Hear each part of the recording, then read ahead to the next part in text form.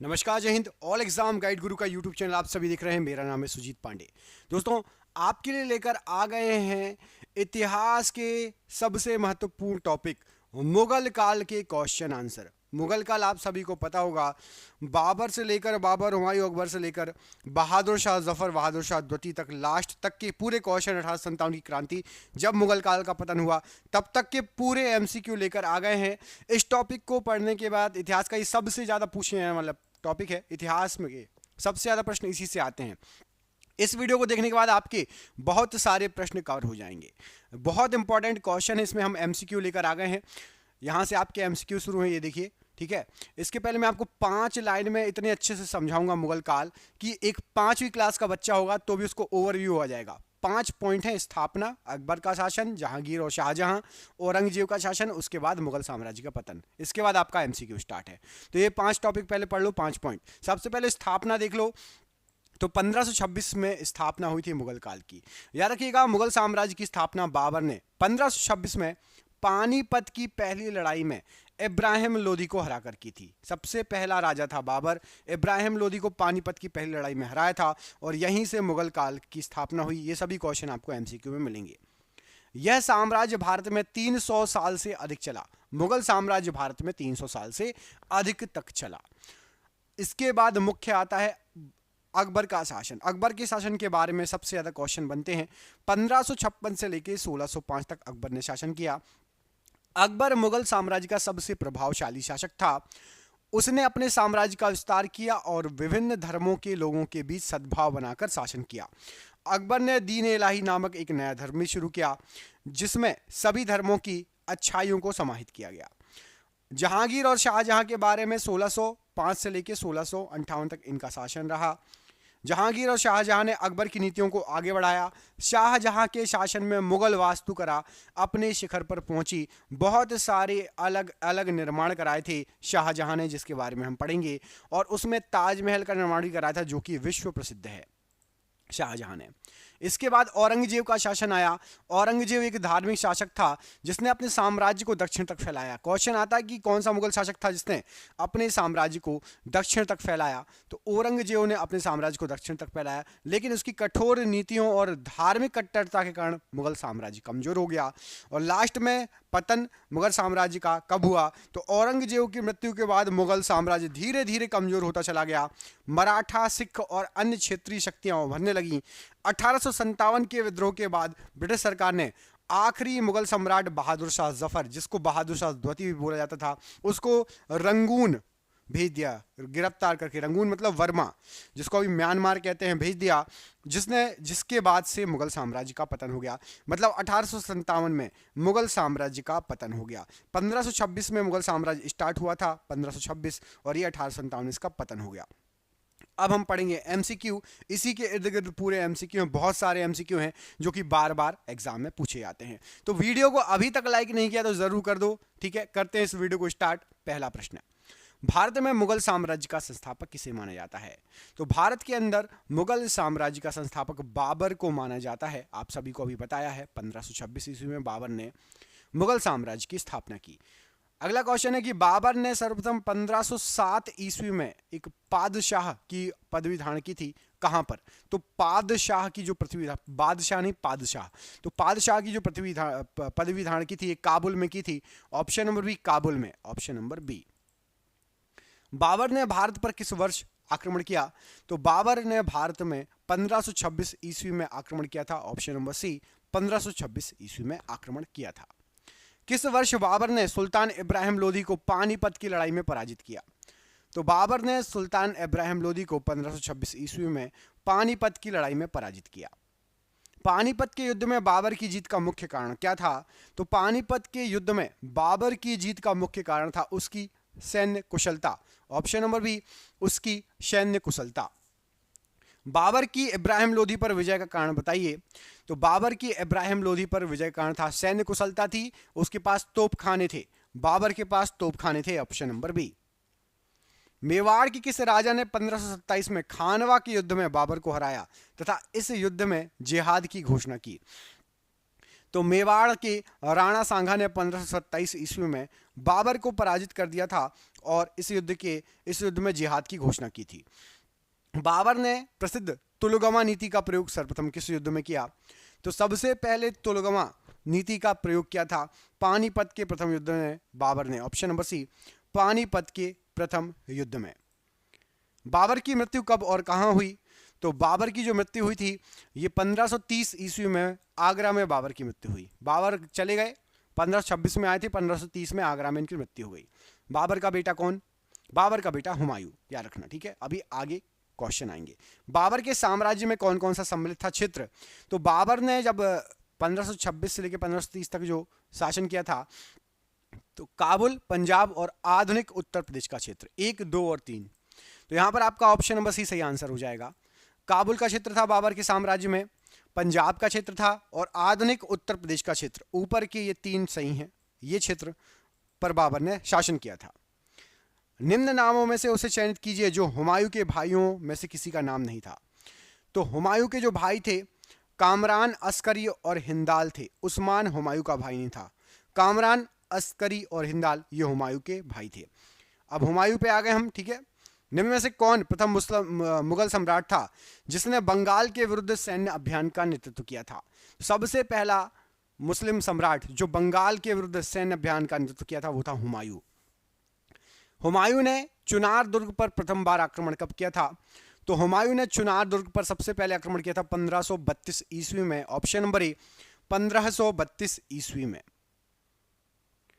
हुमायूं द्वारा दिल्ली सल्तनत पर पराभव के उपरांत किस धातु का सिक्का सर्वप्रथम चलाया गया? तो हुमायूं ने सबसे पहले सोने का सिक्का चलाया था दिल्ली सल्तनत पर पराभव के बाद, ठीक है। मुगल सम्राटों में सबसे पहले सोने का सिक्का किसने चलाया? तो याद रखना हुमायूं। ऑप्शन नंबर ए यहां पर राइट आंसर है, सोने का सिक्का। हुमायूं की मृत्यु पर किस इतिहासकार ने यह टिप्पणी की थी कि हुमायूं जीवन भर लड़खड़ाता रहा और लड़खड़ाते हुए ही अपनी जान दे दी? तो ये जो टिप्पणी की गई थी कि हुमायूं जीवन भर लड़खड़ाता रहा और लड़खड़ाते हुए ही अपनी जान दे दी, लेन पूल ने यह कहा था। ऑप्शन नंबर ए, लेन पूल यहां पर राइट आंसर हो जाएगा। निम्न घटनाओं पर विचार कीजिए और उन्हें क्रमानुसार व्यवस्थित कीजिए। युद्धों के बारे में बताना है तो याद रखिएगा, सबसे पहले हुआ था दोराह का युद्ध, उसके बाद चौसा, चौसा के बाद कन्नौज और फिर सामगढ़ का युद्ध। ऑप्शन नंबर 20 राइट आंसर हो जाएगा। 1, 4, 2, 3। कैसा? सबसे पहले दोराह का युद्ध, उसके बाद चौसा का युद्ध, उसके बाद कन्नौज का युद्ध और फिर सामगढ़ का युद्ध। ऑप्शन नंबर बी यहां पर सही आंसर है। भारत में द्वितीय अफगान राज्य का संस्थापक इनमें से किसको माना जाता है? दूसरे अफगान राज्य का संस्थापक। तो द्वितीय अफगान राज्य का संस्थापक शेर शाह सूरी को माना जाता है। ऑप्शन नंबर ए, शेर शाह सूरी राइट आंसर हो जाएगा। निम्नलिखित मध्ययुगीन शासकों में से कौन एक उच्च शिक्षित था जिसने जौनपुर में शिक्षा प्राप्त की? तो उच्च शिक्षित था शेर शाह जिसने जौनपुर में शिक्षा प्राप्त की। Option number D, Sher Shah. निम्नलिखित में से किन 2 शासकों के मध्य 17 मई 1540 में कन्नौज के पास युद्ध हुआ? तो 17 मई 1540 में शेर शाह और हुमायूं के बीच में युद्ध हुआ था। Option number B, Sher Shah और हुमायूं के बीच में युद्ध हुआ था 1540 में। शेर शाह की महानता का घोतक क्या है? तो शेर शाह प्रशासनिक सुधार किए था। शेर शाह ने बहुत सारे प्रशासनिक सुधार किए थे। ऑप्शन नंबर सी, शेर शाह ने बहुत सारे प्रशासनिक सुधार किए थे। शेर शाह के शासन के अंतर्गत तांबे के दाम और चांदी के रुपए की विनिमय दर क्या थी? तो तांबे का दाम और चांदी का विनिमय होता था 64:1 में। 64:1 में। ऑप्शन नंबर डी यहां पर राइट आंसर हो जाएगा, 64:1। शेर शाह ने दिल्ली में किस स्मारक का निर्माण करवाया था? तो शेर शाह ने दिल्ली में पुराना किला एक कोहना मस्जिद बनवाई थी। पुराना किला एक कोहना मस्जिद। ऑप्शन नंबर ए, पुराना किला और किला एक कोहना मस्जिद शेर शाह के समय की बनी है दिल्ली में। शेर शाह के समय निर्मित सराय निम्नलिखित में से किस काम में नहीं आती थी? किस काम में नहीं आती थी? तो सराय में डाक चौकियां होती थी, यात्रियों के लिए भी था सराय और अधिकारियों के लिए भी था सराय। सराय में शस्त्र नहीं रखे जाते थे, हथियार नहीं रखे जाते थे। ऑप्शन नंबर डी, शस्त्रागार के लिए काम में नहीं आती थी। कृषकों की सहायता के लिए शेर शाह सूरी ने कौन सी व्यवस्था आरंभ की थी? तो कृषकों की सहायता के लिए शेरशाह सूरी ने पट्टा एवं कबूलियत स्टार्ट की थी। ऑप्शन नंबर ए, पट्टा एवं कबूलियत राइट आंसर है। मात्र एक मुट्ठी बाजरे के लिए मैंने अपना साम्राज्य खो दिया, यह कथन किस शासक का है? तो मात्र एक मुट्ठी बाजरे के लिए मैंने अपना साम्राज्य खो दिया, शेरशाह सूरी का यह कथन है। ऑप्शन नंबर यहां पर आपका ए राइट आंसर हो जाएगा, शेरशाह सूरी का कथन है। बिहार राज्य के सासाराम शहर में निम्नलिखित में से किस प्राचीन सम्राट का मकबरा है? तो बिहार के सासाराम में जो मकबरा बना हुआ है वो बना हुआ है शेरशाह सूरी का मकबरा। Option number C, Shershah Suri यहां पर राइट आंसर हो जाएगा। निम्नलिखित में से किसने पूर्वी बंगाल से लेकर पेशावर तक सड़क ए आजम कहलाई जाने वाली सड़क का निर्माण किया था? सड़क ए आजम किसने बनवाई थी पूर्वी बंगाल से लेकर पेशावर तक? तो यह बनवाई थी शेरशाह ने। ऑप्शन नंबर डी, शेरशाह ने बनवाई थी, जिसको सड़क ए आजम भी कहा जाता है। शेरशाह का उत्तराधिकारी इनमें से कौन था? तो शेरशाह का उत्तराधिकारी यहां पर आपको जो ऑप्शन दिए गए हैं, इस्लाम शाह। ऑप्शन नंबर बी, इस्लाम शाह, ये शेरशाह का उत्तराधिकारी था। शेरशाह ने निम्नलिखित में से कौन सी उपाधि धारण की थी? तो यहां पर आपको कुछ उपाधियां दी गई है, इसमें से हजरत ए आलम और आपका सुल्तान। ऑप्शन नंबर ए और ऑप्शन नंबर बी, ये दो उपाधि शेरशाह सूरी ने धारण की थी। हजरत ए आलम और सुल्तान की उपाधि शेरशाह ने धारण की थी। अकबर का जन्म किस राजपूत राजा के महल में हुआ? तो देखो भैया, हमने पढ़ लिया सबसे पहले बाबर, फिर हुमायूं, और हुमायूं से लड़ने के लिए आए थे शेरशाह सूरी, जिनके बहुत सारे क्वेश्चन बनते हैं। अब शेरशाह सूरी लड़ते लड़ते अब इसके बाद अकबर आ गए हैं। अकबर ने कब राजगद्दी संभाली ये सब पढ़ेंगे। अकबर का जन्म किस राजपूत राजा के महल में हुआ था? तो अकबर का जन्म हुआ था राजा वीर साल के महल में। ऑप्शन नंबर ए, राजा वीर साल के महल में। निम्नलिखित में से किस स्थान पर अकबर को हुमायूं की मृत्यु की सूचना मिलने पर राजगद्दी पर बैठाया गया? तो अकबर को हुमायूं की मृत्यु की सूचना मिली थी जब अकबर थे कलानौर में थे, तब उनको सूचना मिली थी, तो वहां पर उनको जो है गद्दी पर बैठाया गया, राजगद्दी पर बैठाया गया। अकबर बैरम खां की संरक्षकता में कब तक रहे? तो अकबर जो थे बैरम खां के संरक्षकता में 1556 से लेकर 1560 तक रहे। ऑप्शन नंबर बी, 1556 से लेकर 1560। निम्नलिखित में से किसे अकबर ने स्वयं मारा था? तो अकबर ने स्वयं मारा था अहमद खां को, अदम खां को, माफ कीजिएगा, अदम खां को अकबर ने खुद ही मारा था। ऑप्शन नंबर यहां पर ए राइट आंसर हो जाएगा। उस अंग्रेज का नाम बताइए जिसने गुजरात में व्यापार करने के लिए अकबर से फरमान प्राप्त करने की चेष्टा की। तो एक अंग्रेज लॉर्ड मिल्डेन हॉल आया था जिसने गुजरात में व्यापार करने के लिए अकबर से फरमान प्राप्त करने की चेष्टा की, जॉन मिल्डेन हॉल। अकबर ने सर्वप्रथम किस राजपूताना राज्य से वैवाहिक संबंध स्थापित किए?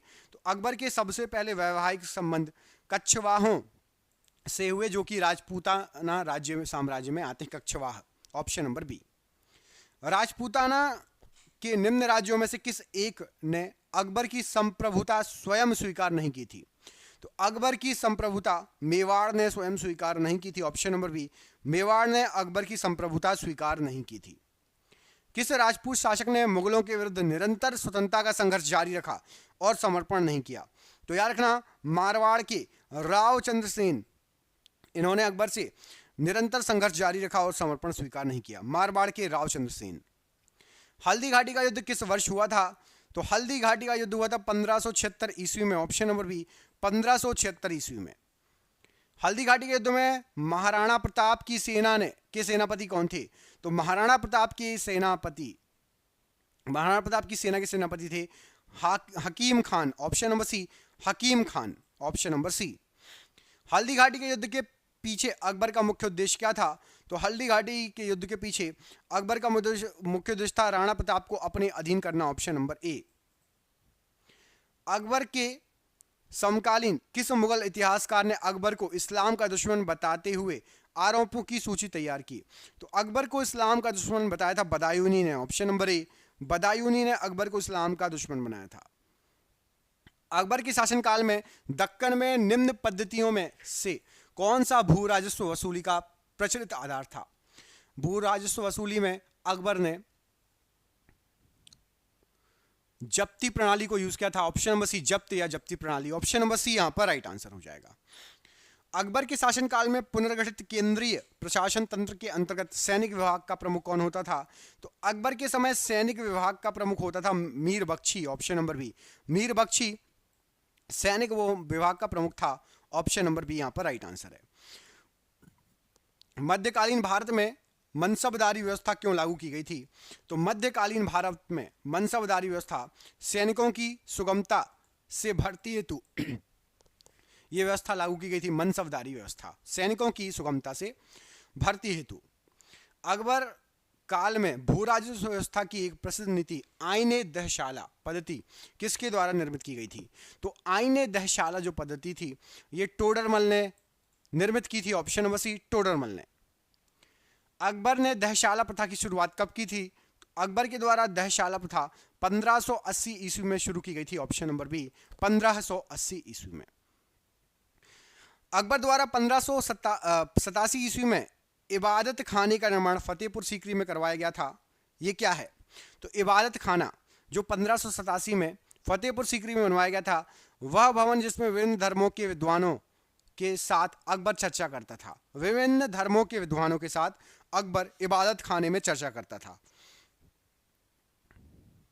अकबर ने दीन ए इलाही किस वर्ष प्रारंभ किया था? तो दीन ए इलाही ये 1582 ईस्वी में स्टार्ट किया था। ऑप्शन नंबर डी, 1582 ईस्वी में दीन ए इलाही को स्टार्ट किया था। दीन ए इलाही धर्म को स्वीकारने वाला एकमात्र हिंदू राजा बताइए। तो दीन ए इलाही को स्वीकारने वाला एकमात्र हिंदू राजा था बीरबल। ऑप्शन नंबर ए, बीरबल। अकबर द्वारा अपनाई गई 16 कुल मतलब सार्वभौम शांति तथा भाईचारा की अवधारणा निम्नलिखित में से किस पर आधारित थी?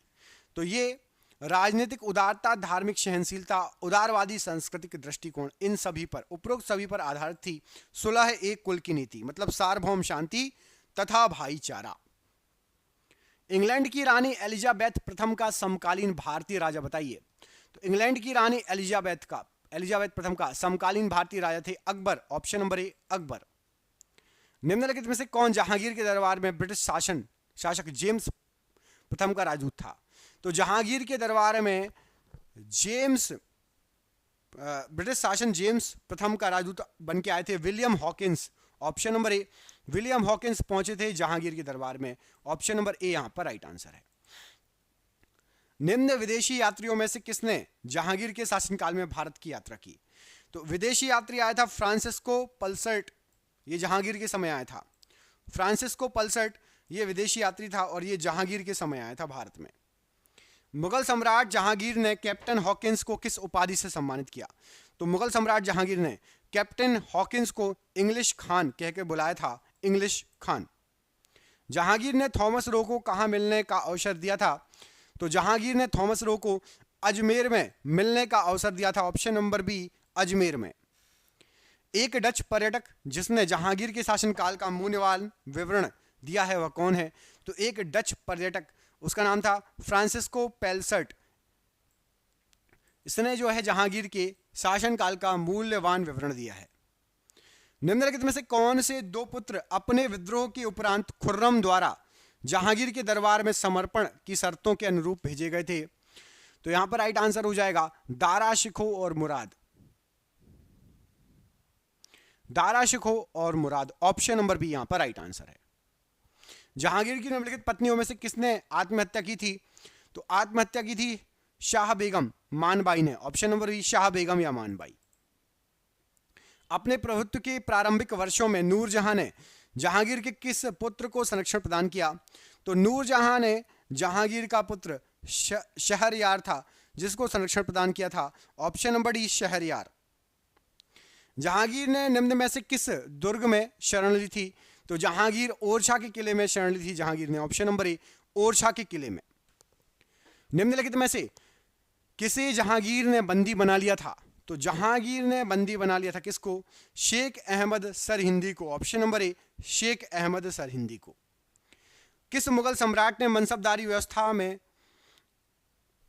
दुआस्पा सिंगास्पा पद्धति अपनाई? तो दुआस्पा सिंगास्पा पद्धति जहांगीर के द्वारा अपनाई गई थी। मनसबदारी व्यवस्था में दुआस्पा सिंगास्पा पद्धति जहांगीर के द्वारा अपनाई गई थी।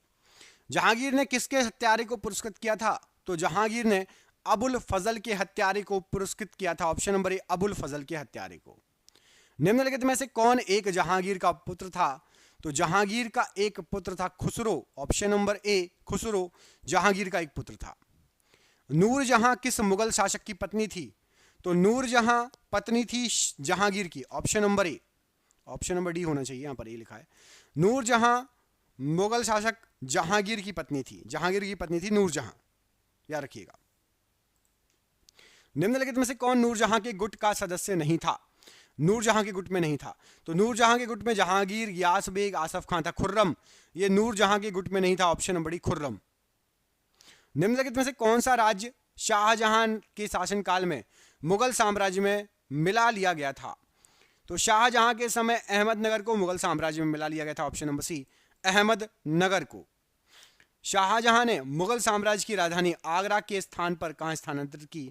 तो शाहजहां ने आगरा से दिल्ली स्थानांतरित कर ली थी। पहले आगरा राजधानी थी मुगल साम्राज्य की, शाहजहां के समय यह दिल्ली स्थानांतरित हो गई। ऑप्शन नंबर ए। सुप्रसिद्ध कोहिनूर हीरा शाहजहां को किसने उपहार में दिया था? तो कोहिनूर हीरा मीर जुमला ने शाहजहां को उपहार में दिया था। ऑप्शन नंबर सी। मुमताज महल का वास्तविक नाम बताइए। तो मुमताज महल का वास्तविक नाम था Arjumand Bano Begum. Option number A, Arjumand Bano Begum. Shah Jahan ने बलबन द्वारा चलाए गए सिजदा को समाप्त कर कौन सी नवीन परंपरा चलाई? तो सिजदा को समाप्त करके चहार तस्लीम चालू की गई। ऑप्शन नंबर बी, चहार तस्लीम चालू की गई। किस मुगल बादशाह ने इलाही संवत के स्थान पर हिजरी संवत चलाया था? तो इलाही संवत के स्थान पर हिजरी संवत शाहजहां ने चलवाया था। Option number B, Shahjahan. Shahjahan ने किस वर्ष दक्षिण भारत के अहमदनगर पर आक्रमण किया? तो शाहजहां ने अहमदनगर पर आक्रमण किया था 1633 ईस्वी में। ऑप्शन नंबर सी, 1633 ईस्वी में। ईरान के शाह और मुगल शासकों के बीच झगड़े की वजह क्या थी? तो ईरान के शाह और मुगल शासकों के बीच झगड़े की वजह थी, वो जगह थी आपकी कंधार। कंधार को लेकर ईरान के शाह और मुगल शासकों के बीच झगड़ा था। कंधार से निकल जाने से मुगल साम्राज्य को एक बड़ा धक्का पहुंचा, किस दृष्टिकोण से? तो कंधार जो था सामरिक महत्व के केंद्र के दृष्टिकोण से मुगल साम्राज्य को एक धक्का पहुंचा। कंधार एक सामरिक महत्व का बहुत फेमस केंद्र था। शाहजहां के बल्ख अभियान का उद्देश्य क्या था? तो शाहजहां के बल्ख अभियान का उद्देश्य था मुगल साम्राज्य का विस्तार उपमहाद्वीप से आगे तक करना। मुगल साम्राज्य का जो विस्तार है उपमहाद्वीप से आगे तक करना। किसको उसकी शेष जिंदगी के लिए औरंगजेब ने कैद कर दिया था? तो शाहजहां को उसकी शेष जिंदगी के लिए औरंगजेब ने कैद कर दिया था। उपनिषदों का फारसी अनुवाद सिर्र ए अकबर के नाम से किसने किया था? तो उपनिषदों का फारसी में अनुवाद किया था दारा शिकोह ने। ऑप्शन नंबर ए, दारा शिकोह ने। अधोलिखित में कौन सा एक दारा शिकोह की रचना है? इनमें से कौन सी दारा शिकोह की रचना है? तो इनमें से मज्म उल बहरीन, ऑप्शन नंबर डी, मज्म उल बहरीन, ये दारा शिकोह की रचना है। शाहजहां ने दारा शिकोह को कौन सी उपाधि दी थी? तो शाहजहां ने दारा शिकोह को शाह बुलंद इकबाल की उपाधि दी थी। शाह बुलंद इकबाल की उपाधि दी थी। निम्नलिखित में से कौन मुगल दरबार के साथ राजकुमार दारा शिकोह के चिकित्सक के रूप में जुड़ा? तो राजकुमार दारा शिकोह के चिकित्सक के रूप में फ्रांसवा वर्नियर मुगल साम्राज्य से जुड़ा था। Francois vernier. दारा शिकोह को किस स्थान पर दफनाया गया था? तो दारा शिकोह को दफनाया गया था दिल्ली में। ऑप्शन नंबर ए, दिल्ली में दारा शिकोह को दफनाया गया था। हिंदू धर्म ग्रंथ का अध्ययन करने वाला प्रथम मुसलमान कौन था? तो हिंदू धर्म ग्रंथ का अध्ययन करने वाला सबसे पहला जो मुसलमान था वो था आपका दारा शिकोह। ऑप्शन नंबर ए, दारा शिकोह राइट आंसर है। निम्नलिखित में से किस मुगल बादशाह का 2 बार राज्याभिषेक हुआ? तो 2 बार राज्याभिषेक हुआ था औरंगजेब का। ऑप्शन नंबर ए, औरंगजेब का 2 बार राज्याभिषेक हुआ। धर्मट का युद्ध निम्न में से किसके बीच लड़ा गया था? तो धर्मट का जो युद्ध हुआ था यह हुआ था आपका औरंगजेब तथा दारा शिकोह के बीच। ऑप्शन नंबर सी, औरंगजेब और दारा शिकोह के बीच। निम्नलिखित में से कौन उत्तराधिकार के युद्ध में औरंगजेब द्वारा पराजित हो जाने पर दारा शिकोह के सार्वजनिक रूप से अपमानित किए जाने का प्रत्यक्षदर्शी बना? तो औरंगजेब द्वारा पराजित हो जाने पर दारा शिकोह का सार्वजनिक अपमान जो हुआ था उसका प्रत्यक्षदर्शी था Francois Bernier, option number C Francois Bernier. Aurangzeb के अधीन नौकरी लेने से पहले मीर जुमला किसकी सेवा में था? औरंगजेब से पहले मीर जुमला जो था ये गोलकुंडा के अब्दुल्ला कुतुब शाह के सेवा में था, गोलकुंडा के अब्दुल्ला कुतुब शाह की सेवा में। औरंगजेब के किस पुत्र ने विद्रोह करके राजपूतों के विरुद्ध अपने पिता की स्थिति दुर्बल कर दी थी? तो राजपूतों के विरुद्ध अपने पिता की स्थिति दुर्बल कर दी थी अकबर शाह द्वितीय ने, option number D.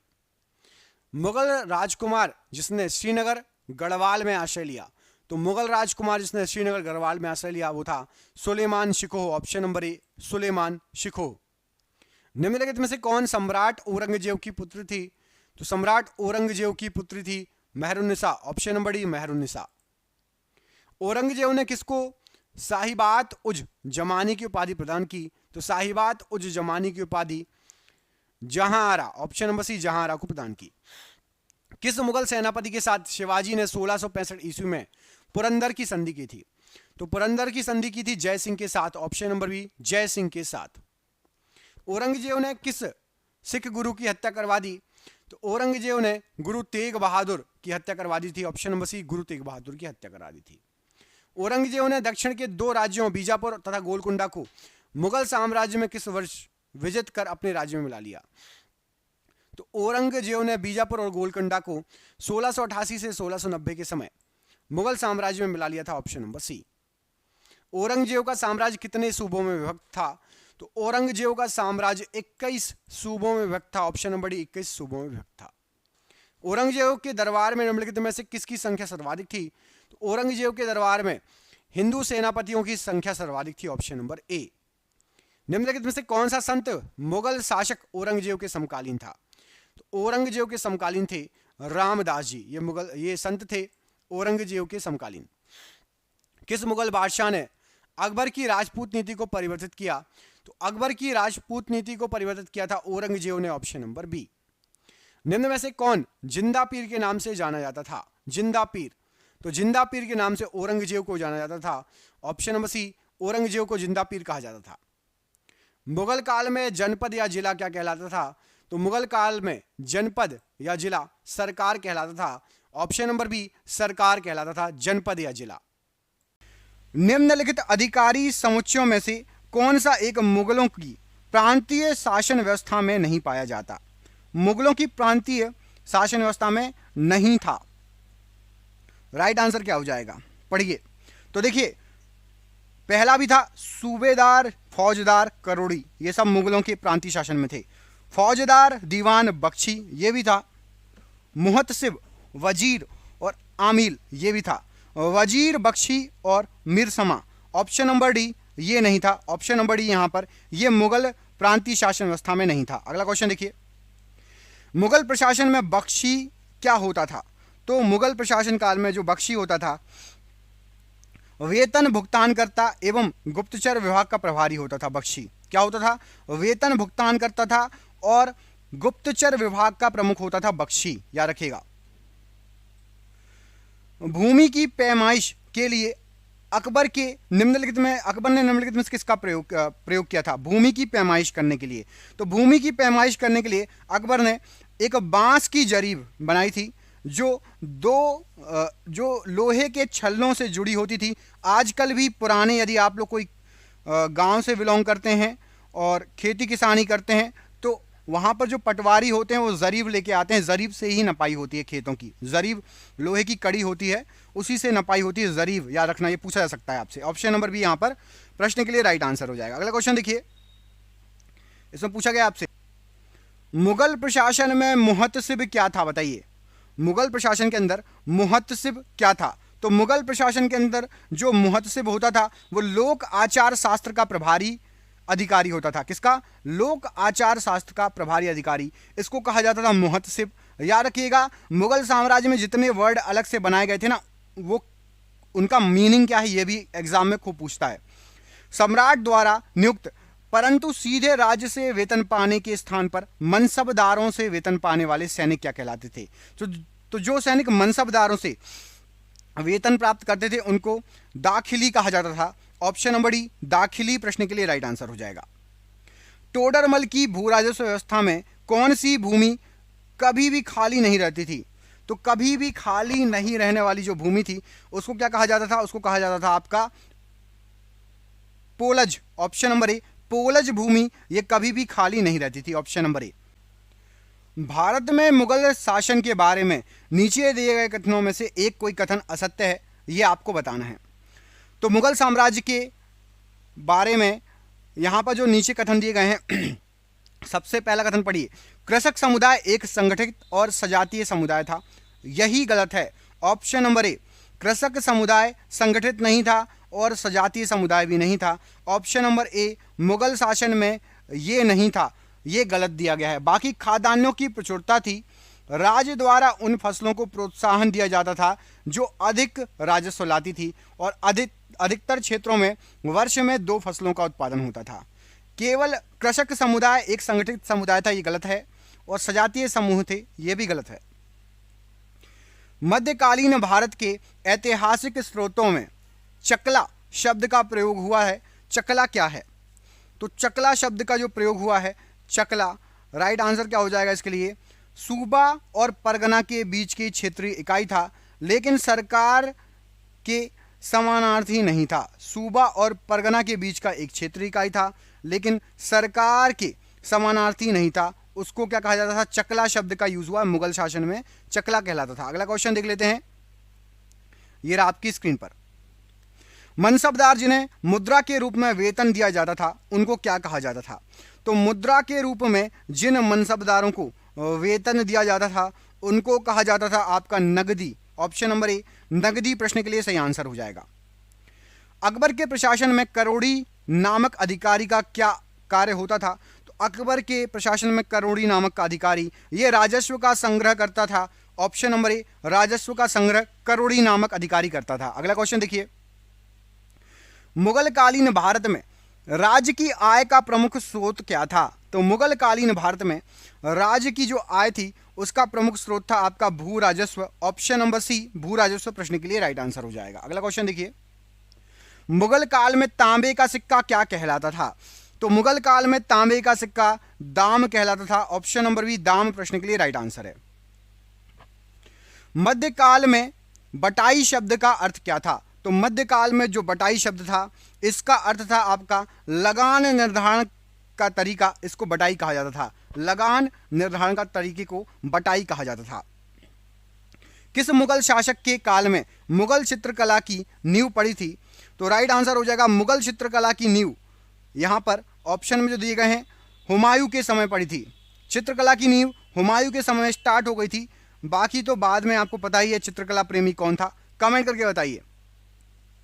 Mir Syed Ali और अब्दुस समद किसके समय दरबारी चित्रकार थे? तो मीर सैयद अली और अब्दुस समद ये दोनों हुमायूं के समय और अकबर दोनों के समय दरबारी चित्रकार थे। हुमायूं ने ही स्टार्ट कर दिया था, बाबर को इतना शौक नहीं था, हुमायूं ने चित्रकला का स्टार्ट कर दिया था। उन्हीं के समय अब्दुस समद और क्या बोलते हैं सैयद, मीर सैयद अली, ये दोनों हुमायूं के समय थे और हुमायूं से अकबर के समय तक रहे, चित्रकार थे, बहुत फेमस। दास्तान ए अमरी हजमा का चित्रांकन किसके द्वारा किया गया? तो दास्तान ए अमरी हजमा, इसका जो चित्रांकन किया गया था यह किया गया था अब्दुस समद द्वारा। ऑप्शन नंबर ए, अब्दुस समद राइट आंसर है प्रश्न के लिए।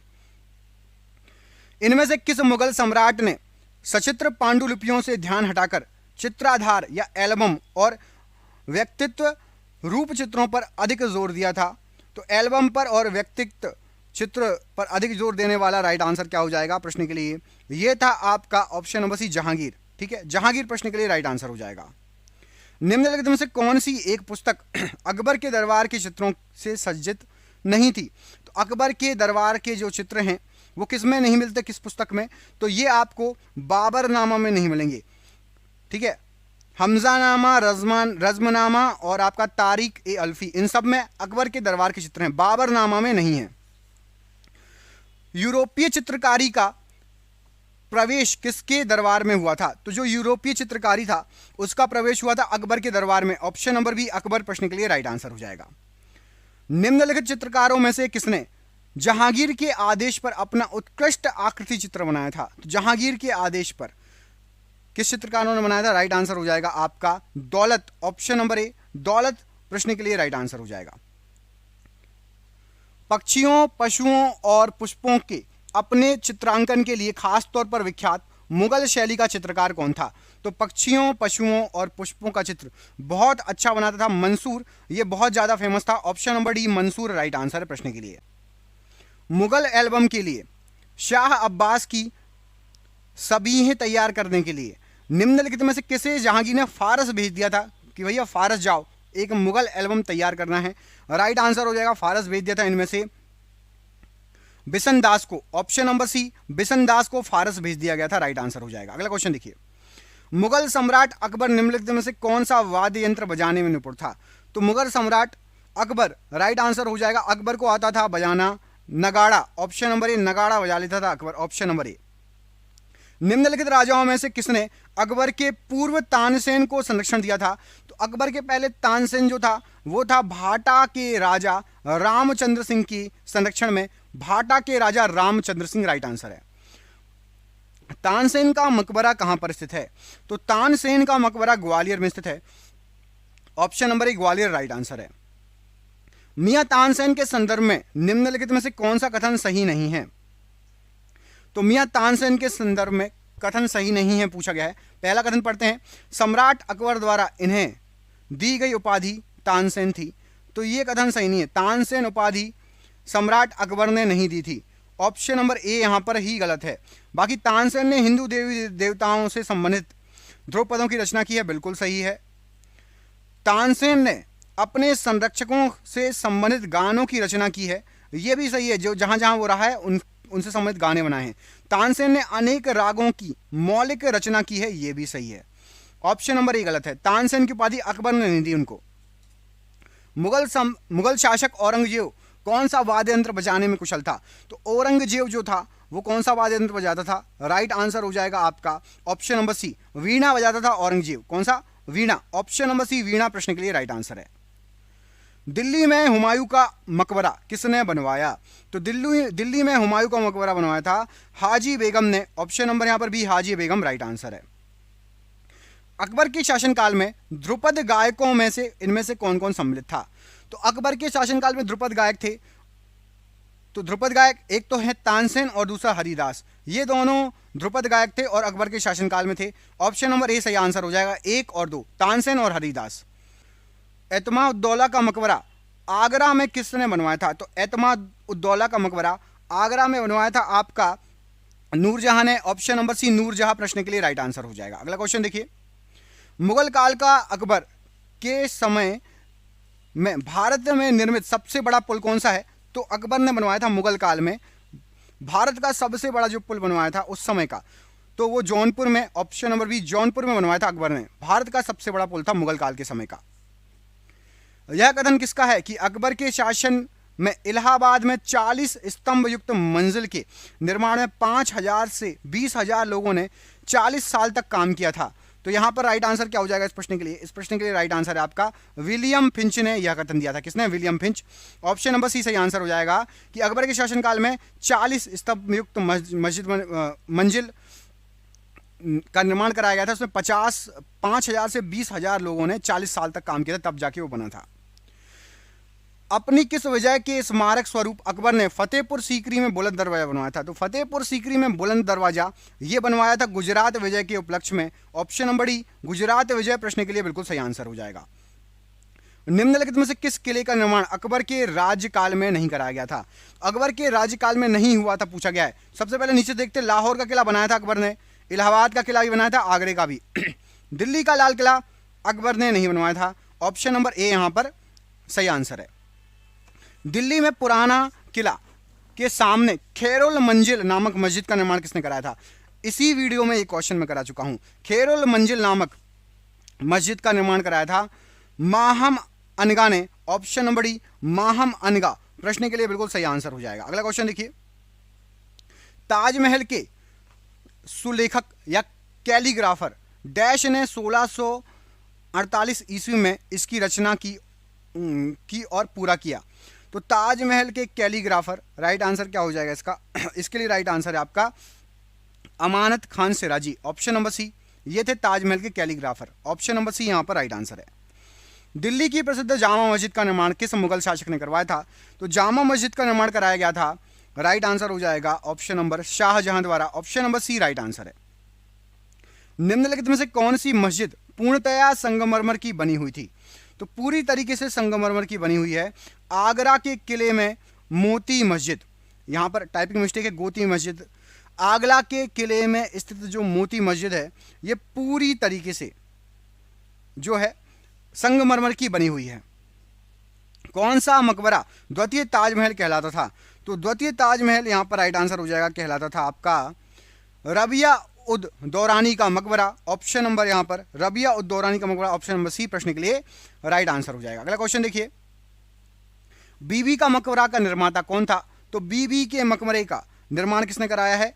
औरंगजेब ने। ऑप्शन नंबर डी औरंगजेब प्रश्न के लिए राइट आंसर हो जाएगा। निम्नलिखित में से कौन मुगल स्थापत्य कला का वह निदर्शन है जिसमें पहली बार संगमरमर का बहुलता से प्रयोग किया गया है? सबसे पहले किया गया है संगमरमर का यूज एतमा उद्दौला के मकबरे आगरा में बड़े पैमाने पर, उसके बाद फिर ताजमहल में तो लगा ही है। ऑप्शन नंबर बी यहां पर राइट आंसर हो जाएगा। सबसे पहले एतमा उद्दौला के मकबरे पर संगमरमर का बहुतायत से यूज किया गया है, ऑप्शन नंबर बी। अगला क्वेश्चन देखिए, निम्नलिखित में से कौन सी जोड़ी सुमेलित नहीं है, मतलब गलत है? मुगल कालीन इमारत और स्थान। तो पहले हम देख लेते कौन कौन सी सही है, उसका गलत बता दूंगा। तो देखिए, शेर शाह का मकबरा सासाराम बिल्कुल सही है। हुमायूं का मकबरा दिल्ली, ये भी सही है। बुलंद दरवाजा फतेहपुर सीकरी, ये भी सही है। ऑप्शन नंबर सी यहां पर गलत है। जहांगीरी महल बुरहानपुर, ये गलत है। कमेंट करके बताइए जहांगीरी महल कहां पर है, देखते हैं किसी को पता है या नहीं। जहांगीरी महल कहां है, कमेंट करके बताइए। तुजुक ए बाबरी किस भाषा में लिखी गई है? तो तुजुक ए बाबरी ये लिखी गई है आपकी, ऑप्शन नंबर यहां पर सी सही आंसर हो जाएगा। ये लिखी गई है उर्दू में, माफ कीजिएगा, अच्छा ऊपर नीचे तुर्की में लिखी गई है। यहां पर सी यहां लिखा हुआ है, देखिए ए के बाद सी लिखा हुआ है, तो तुर्की में लिखी गई है तुजुक ए बाबरी। ऑप्शन नंबर सी तुर्की भाषा प्रश्न के लिए बिल्कुल सही आंसर हो जाएगा। बढ़ते हैं अगले क्वेश्चन की तरफ। मुगल वंश के पहले सम्राट बाबर ने अपनी देशीय भाषा चगताई तुर्किक में अपनी आत्मकथा लिखी है, इस पुस्तक का नाम क्या है? तो सबसे पहले मुगल वंश के सबसे पहले सम्राट बाबर ने तुर्की भाषा में अपनी आत्मकथा लिखी है और उस पुस्तक का नाम पूछा गया है, तो राइट आंसर हो जाएगा। उस पुस्तक का नाम है आपका Baburnama. Option number B Baburnama प्रश्न के लिए राइट आंसर है। हुमायूंनामा के रचयिता निम्नलिखित में से कौन थी? तो हुमायूंनामा की रचयिता राइट आंसर हो जाएगा आपका गुलबदन बेगम। ऑप्शन नंबर सी गुलबदन बेगम ने हुमायूंनामा लिखी है। महाभारत के फारसी अनुवाद का शीर्षक क्या था? तो महाभारत के फारसी अनुवाद का शीर्षक था आपका Razmnama. Option number B Razmnama right answer है। निम्नलिखित में से किस मुगल शासक ने शिक्षा संबंधी सुधार किए थे? तो शिक्षा संबंधी सुधार किए गए हैं आपके अकबर के द्वारा। ऑप्शन नंबर डी अकबर ने शिक्षा संबंधी सुधार किए थे। निम्नलिखित में से किसने हितोपदेश का फारसी में अनुवाद किया था?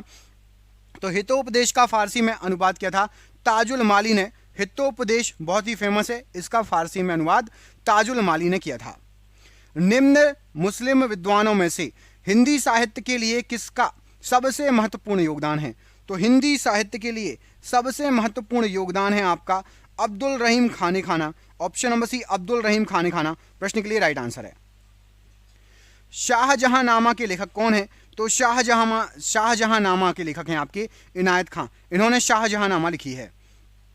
16वीं शताब्दी की संस्कृत रचना ब्रज भक्ति विलास जो उत्तर भारत के ब्रज क्षेत्र पर केंद्रित है, इसके लेखक कौन है? तो ब्रज भक्ति विलास ये जो लिखी गई है इसके लेखक राइट आंसर क्या हो जाएगा प्रश्न के लिए? इसके लेखक हैं आपके option number B Narayan Bhatt. Narayan Bhatt ने जो है ब्रज भक्ति विलास नामक की पुस्तक लिखी है।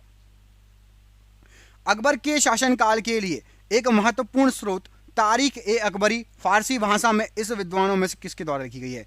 तो तारीख ए अकबरी इसको फारसी भाषा में लिखा गया है और किसके द्वारा लिखा गया है? तो राइट आंसर हो जाएगा आरिफ कंधारी ने तारीख ए अकबरी लिखी है। आरिफ कंधारी ऑप्शन नंबर ए।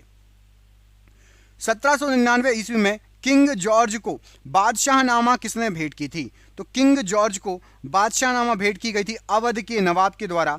ऑप्शन नंबर सी अवध के नवाब राइट आंसर है। नस्तालीक क्या है?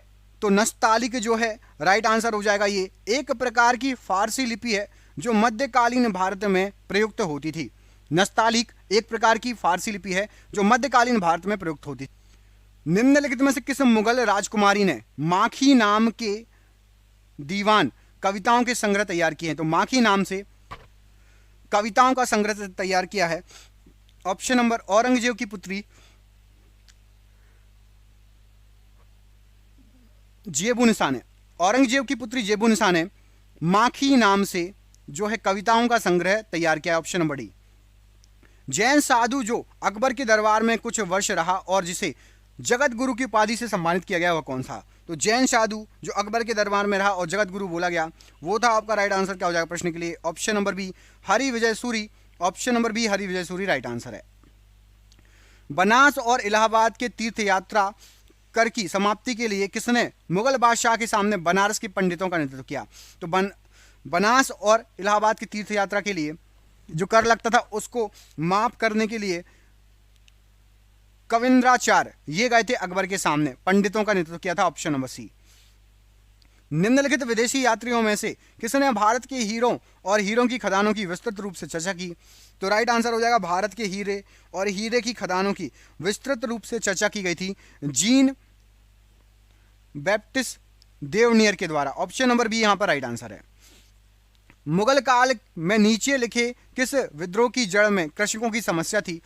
तो राइट आंसर हो जाएगा सतनामी और जाट विद्रोह। ये कृषकों की समस्या के लिए विद्रोह हुए थे मुगल काल के समय। ऑप्शन नंबर बी सतनामी विद्रोह और जाट विद्रोह प्रश्न के लिए राइट आंसर हो जाएगा। अगला क्वेश्चन देखिए, किस मुगल सम्राट ने तंबाकू के प्रयोग पर निषेध या प्रतिबंध लगा दिया था? तो तंबाकू के प्रयोग पर जहांगीर ने प्रतिबंध लगा दिया था। Option number C Jahangir right answer है।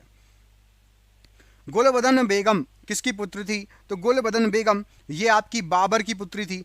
ऑप्शन नंबर ए बाबर की पुत्री थी गुलबदन बेगम। निम्नलिखित में से कौन सा एक युग्म सही सुमेलित नहीं है? यहां पर आपको जो युग्म दिए गए हैं फुतुह ए मिर्जा मोहम्मद काजिम आलमगिरी ये गलत है। बाकी हुमायूं नामा गुलबदन बेगम बिल्कुल सही। तबकात ए निजामुद्दीन अहमद अकबरी राइट आंसर है। और पादशाहनामा अब्दुल हमीद लाहौरी ये भी बिल्कुल सही आंसर है। ऑप्शन नंबर यहां पर डी प्रश्न के लिए बिल्कुल गलत आंसर हो जाएगा। ऑप्शन नंबर डी यहां पर गलत आंसर है। अगला क्वेश्चन देखिए, गुजरी महल किसने बनवाया था? गुजरी महल इनमें से किसने बनवाया था? क्या हो जाएगा सही आंसर? तो गुजरी महल जो बनवाया गया था ये मान सिंह के द्वारा बनवाया गया था। ऑप्शन नंबर सी मान सिंह प्रश्न के लिए राइट आंसर है। अकबर के समय का सोने का सबसे बड़ा सिक्का क्या कहलाता था? तो अकबर के समय का सोने का सबसे बड़ा सिक्का ये शनसब कहलाता था। ऑप्शन नंबर डी शनसब प्रश्न के लिए राइट आंसर है। निम्नलिखित में से किस व्यापारिक केंद्र को मुगलों ने एक समुद्री बंदरगाह के रूप में प्रयोग नहीं किया? समुद्री बंदरगाह के रूप में प्रयोग नहीं किया तो देखो किस किस को प्रयोग किया। लाहौरी बंदर को यूज किया था मुगलों ने, सूरत को भी और कैम्बे को भी। थट्टा को यूज नहीं किया था। ऑप्शन नंबर बी गलत आंसर है। बाकी लाहौरी बंदर, कैम्बे और सूरत इन तीनों को यूज किया था। विदेशी यात्रियों में से कौन वर्णन करता है कि तांबे के बड़े बर्तनों में गंगा जल मुगल बादशाहों के पीने के लिए ले जाया जाता था? तो तांबे के बड़े बर्तनों में गंगा जल ले जाया जाता था मुगलों के लिए। एडवर्ड टेरी ने जो है वर्णन किया है। एडवर्ड टेरी ये यात्री थे, विदेशी यात्री, इन्होंने वर्णन किया है। निम्नलिखित में से जाटों के किस सरदार ने अकबर के मकबरे को लूट लिया था? तो अकबर के मकबरे को लूट लिया था राजा राम ने, जाटों के सरदार थे। ऑप्शन नंबर सी यहां पर राइट आंसर है। निम्नलिखित में से किस शासक ने शाहरुख नामक चांदी का सिक्का चलवाया था? तो शाहरुख नामक चांदी का सिक्का बाबर ने चलवाया था। Option number B Babur right answer है।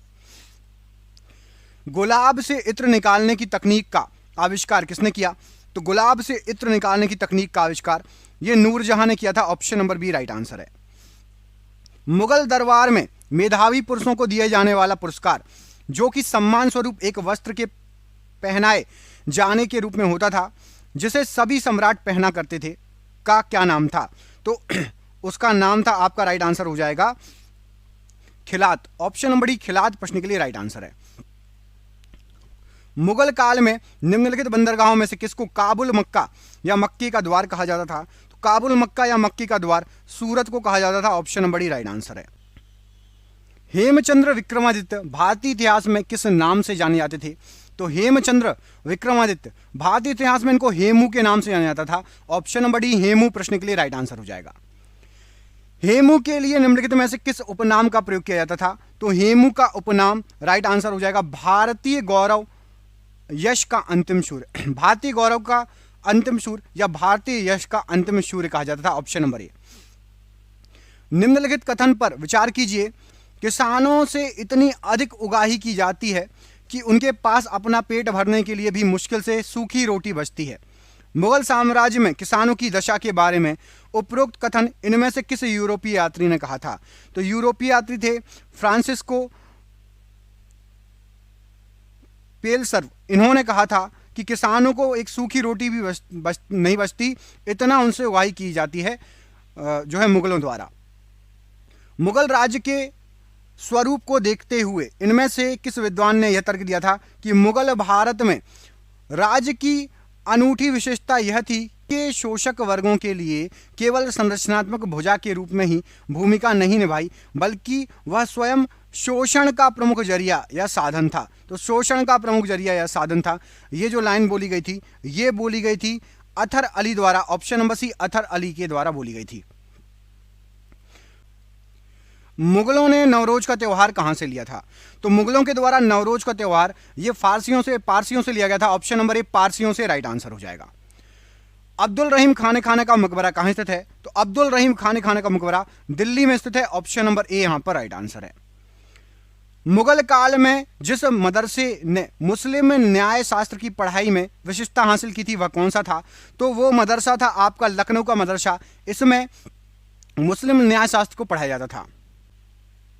और ये रहा आज का आखिरी क्वेश्चन। निम्नलिखित में से कौन सा एक मुगल भारत में फसलों से के सरोकार रखने वाले शब्द जिन्स ए कामिल के सही अर्थ का घोतक है? जिन्स ए कामिल का मतलब क्या होता है? तो जिन्स ए कामिल का मतलब होता है आपका नगद फसल। ऑप्शन नंबर बी नगद फसल राइट आंसर है। आपके लिए सरप्राइज क्वेश्चन है। और आज के इस वीडियो में मुगल साम्राज्य खत्म होता है।